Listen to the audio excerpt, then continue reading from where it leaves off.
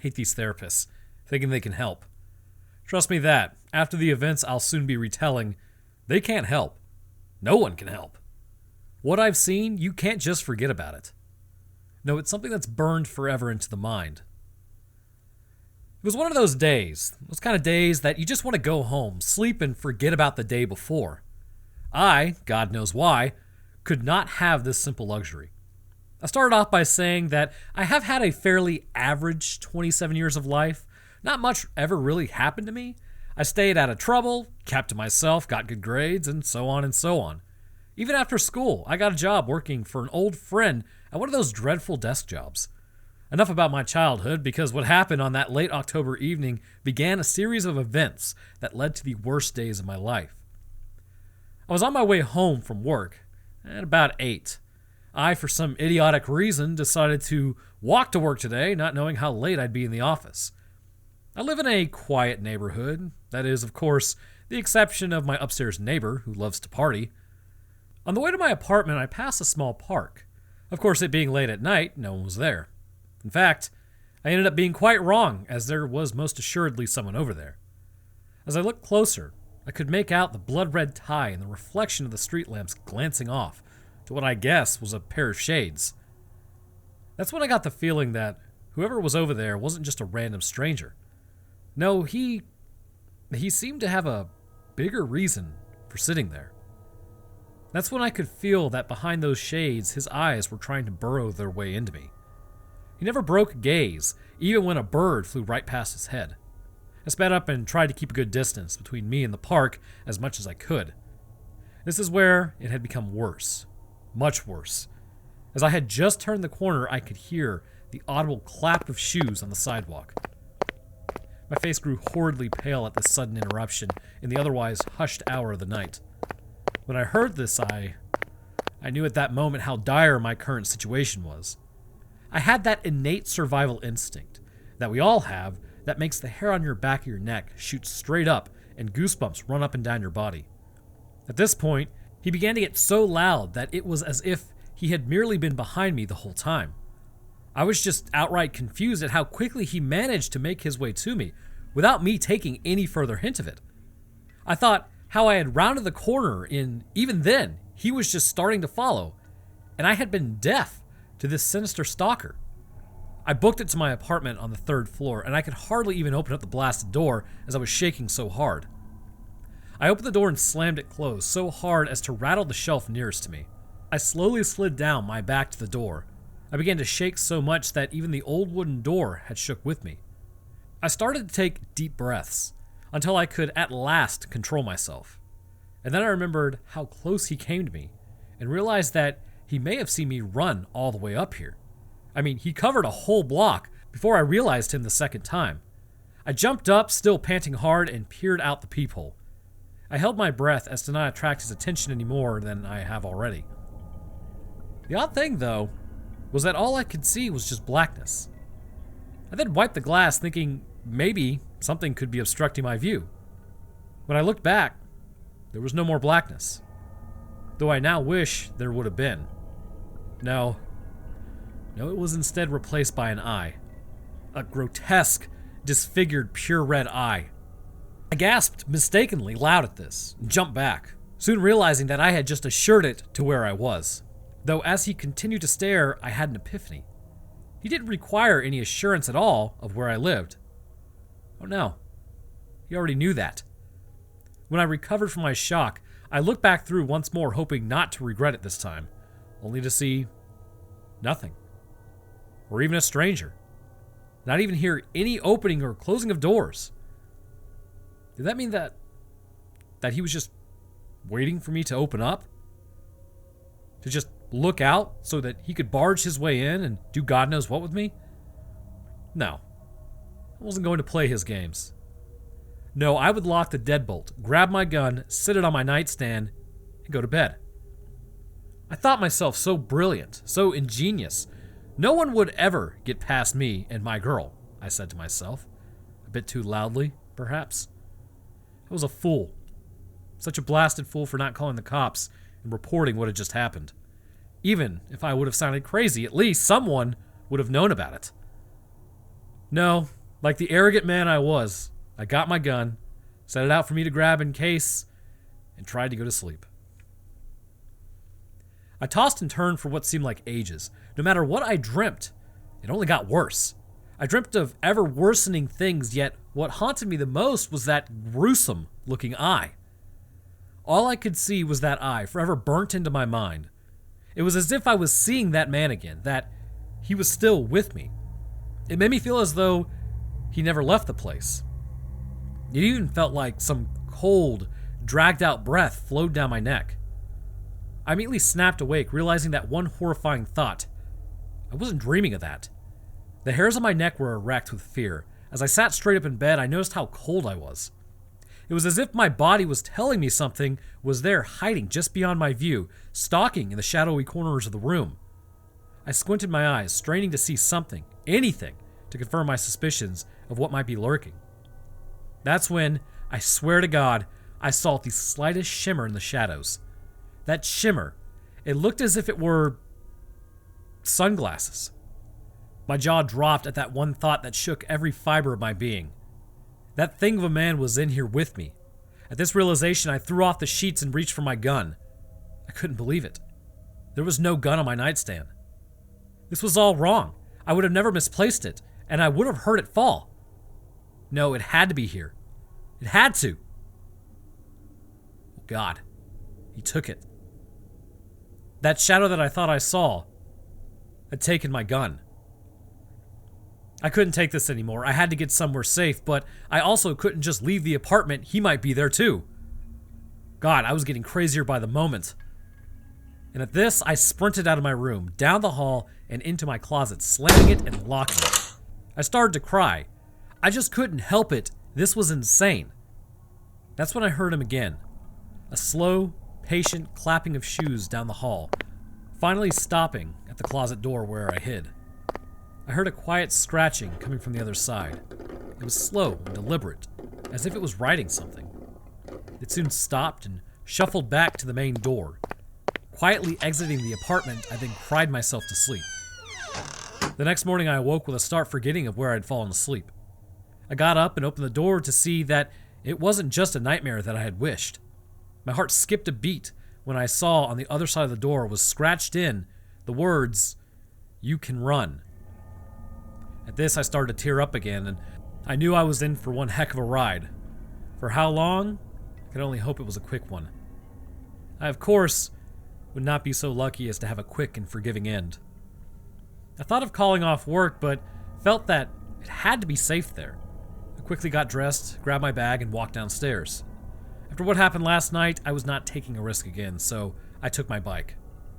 I wasn't too far away from the office, so it only took 15 minutes or so to get there.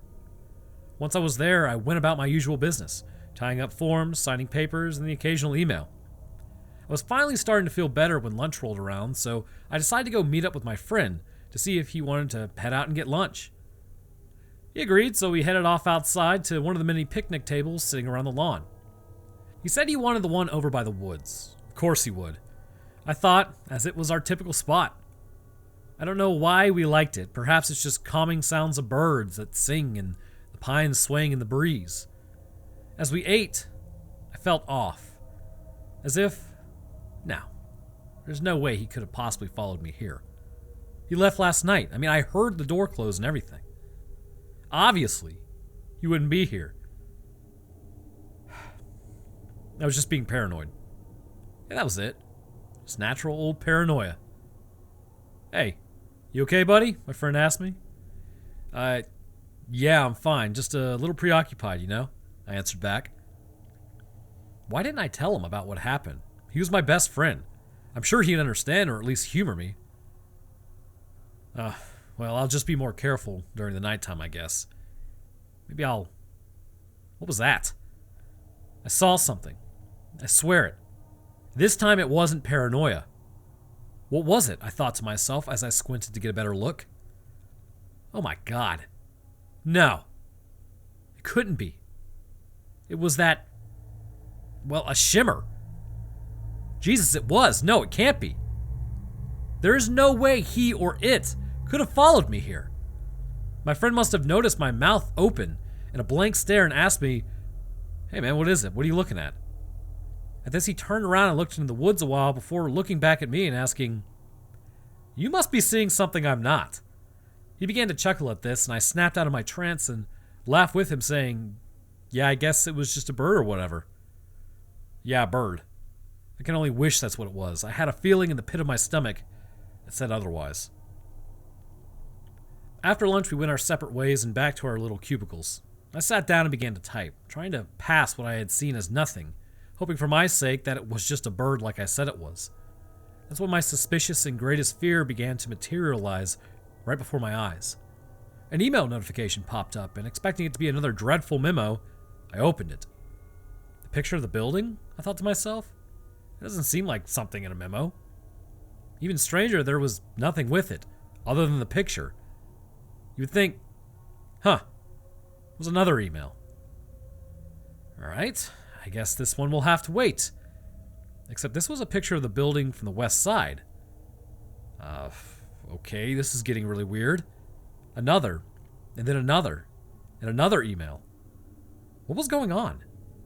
I was starting to get really scared. The pictures then led to the woods, then a picnic table. Now there were two people. No. It was me and my friend. I started to tear up the sudden realization. That thing had tracked me here. This was no prank by someone. No, that was a literal monster tracking me down. The final picture was a zoomed-in shot of my face when I had noticed that shimmer. I was terrified. Now he had found me where I thought I was safest, completely destroyed that one last hope I had.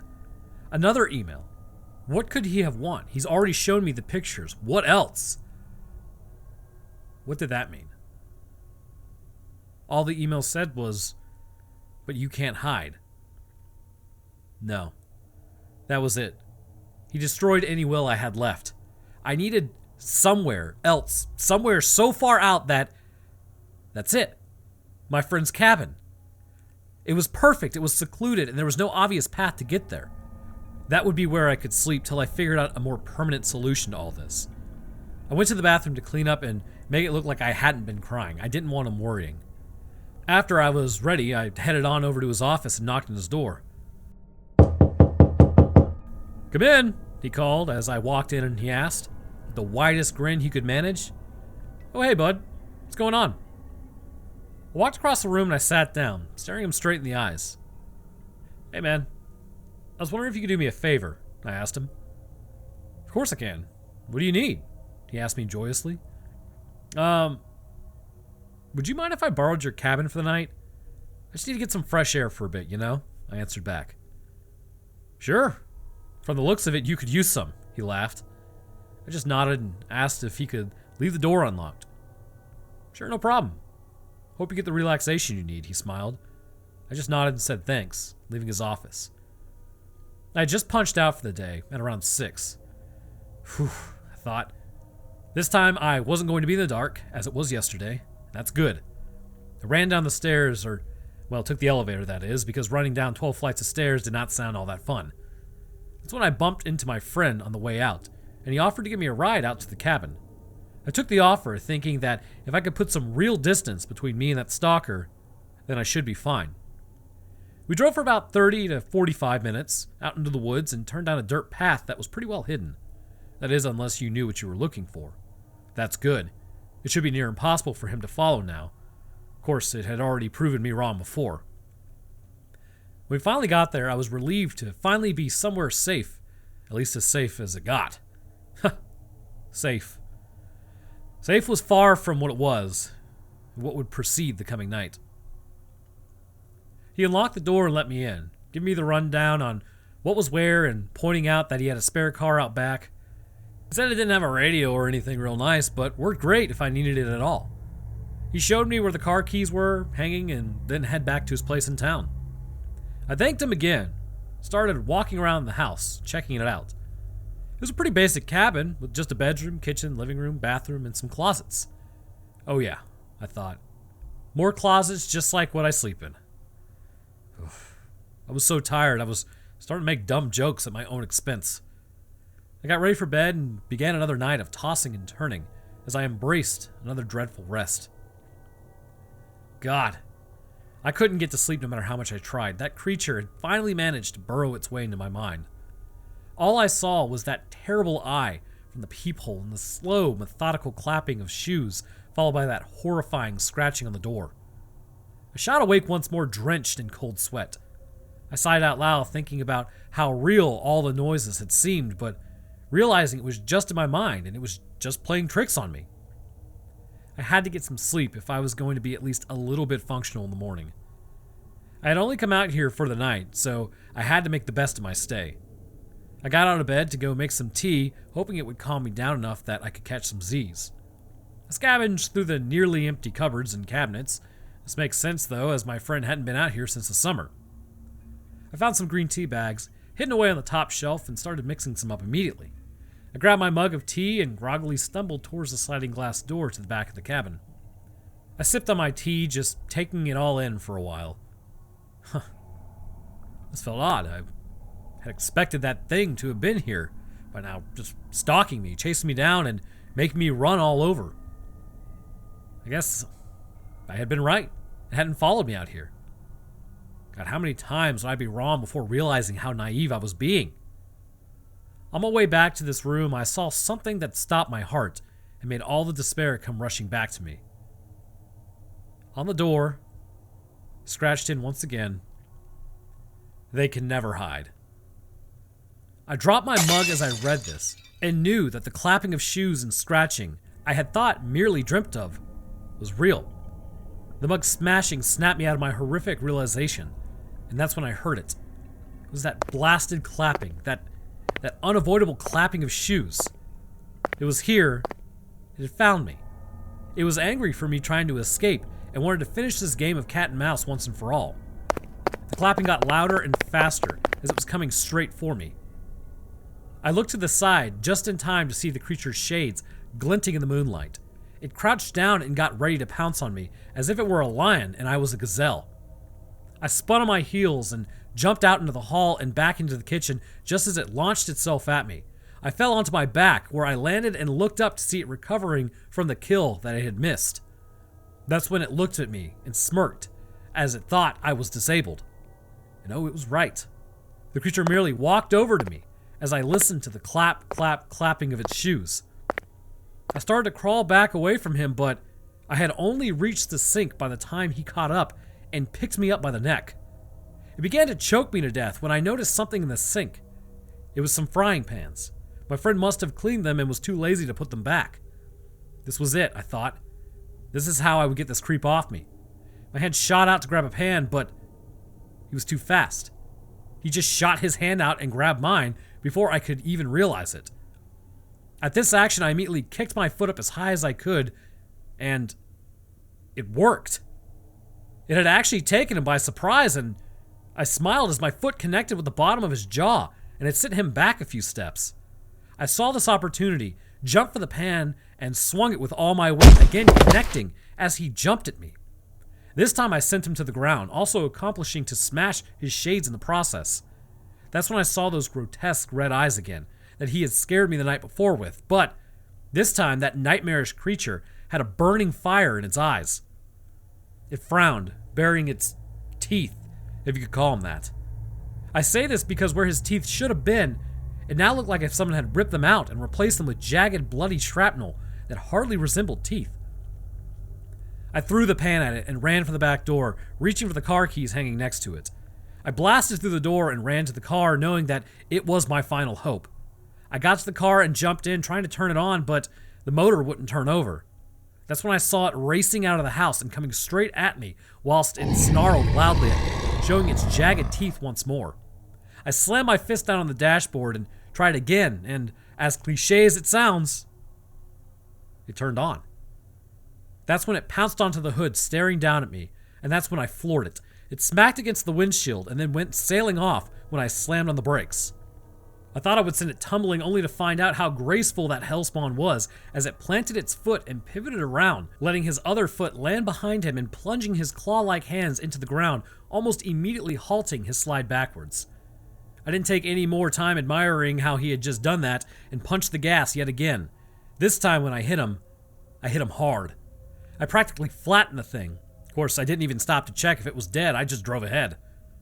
That's when I glanced in the rearview mirror, seeing no body lying there. I ignored this, though, as I knew nothing could have survived that impact. I mean, its body basically smashed the bumper back into the car. No, I knew it was dead, and that it would never come to haunt me again. Not much happened after that, except that I had a falling out with my friend for trashing not only his car, but scratching on the door and the other messes I made fighting the monster. That's okay, though, as I still work there, but I did move to a new apartment. Too many bad memories in the last one, you know? It's been a couple of years since the whole incident, and I've been getting along pretty well. I actually got an email from my old friend saying that he wanted to come by and end on a different note. I guess we did end on a bad note, with the fight and all. Oh, I think that's him now. I can hear the clapping of his shoes coming down the hall. Funny man. Now quit scratching on the door and get in here. Odd. He won't stop. Oh well. I'll just open the door for him. I'll have to remember to finish this entry later.